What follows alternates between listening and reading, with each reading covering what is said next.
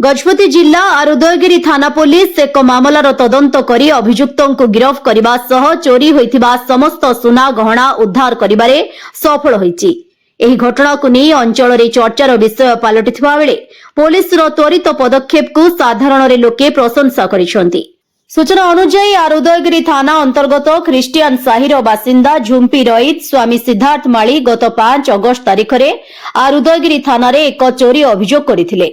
अभियोग जे से निज बैग मध्य प्राय 1.5 तोला ओजनर एक सुना हार एवं 12 अणा ओजनर सुना झुम्पी और झिका सुरक्षित भावे रखिथिले। सही दिन सकाळ प्राय 11टा समय तांको बड़ बापांको स्वास्थ्य अवस्था गुरुतर हेबार पाई झुम्पी रईया निज स्वामींको सह लुहाखुंटी ग्राम को जाइथिले। घरे सेतेबेले तांको भाउज बेथिली लिमा एवं भाउजंको स्वामी समीर लिमा उपस्थित थिले। अपराह्न प्राय 4टा बेले घर को फेरिबा परे झुम्पी रई तांको बैग जांच करिथिले।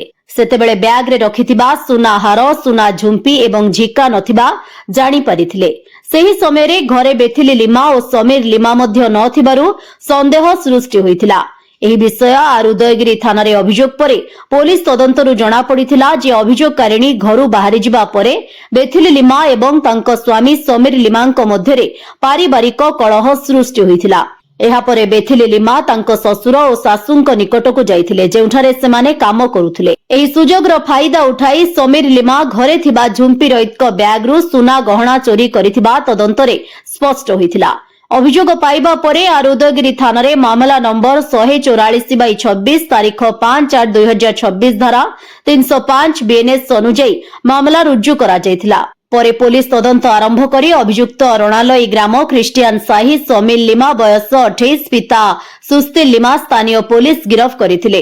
गिरफ परे अभियुक्तଙ୍କ निकटरू अभियोगकारिणीଙ୍କ 18.75 ग्राम ओजनर सुना हार एवं 11.85 ग्राम ओजनर सुना झुम्पी और झिका जबत करा जायथिला। जबत होइथिबा समस्त गहना अभियोगकारिणीଙ୍କର बोली पुलिस पक्षरु स्पष्ट करा जायछि। आर उदयगिरी पुलिसर त्वरित तदंत एवं कार्यानुष्ठान फलरे अल्प समय मध्यरे अभियुक्तଙ୍କୁ गिरफ हेबा सह चोरी होइथिबा समस्त सुना गहना उद्धार होई परिछि। गिरफ अभियुक्तଙ୍କୁ आज कोर्ट चालाण करा जायछि बोली आर उदयगिरी थाना अधिकारी कल्पलता प्रधान पक्षरु सूचना दैछन्ति। गजपतिरु मनोज कुमार पाढ़ीଙ୍କ रिपोर्ट खबर तरंग।